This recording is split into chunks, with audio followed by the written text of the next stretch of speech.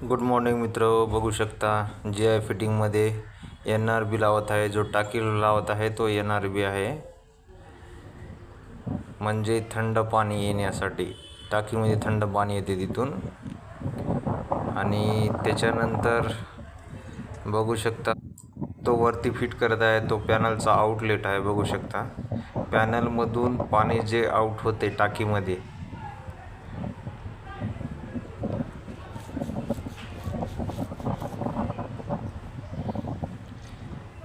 जी I फिटिंगचं काम चालू आहे तळेगावला.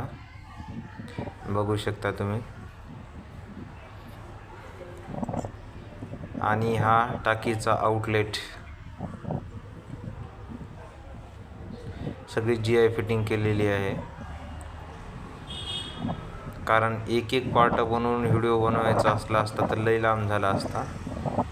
शॉर्ट व्हिडिओ बनवता येत नाही त्याचा.